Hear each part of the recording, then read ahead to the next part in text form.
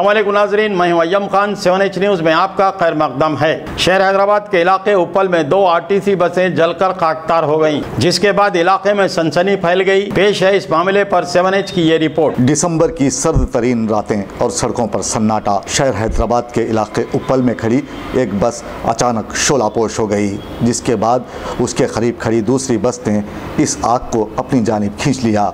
2 बसें जलकर खाकस्तर हो गईं।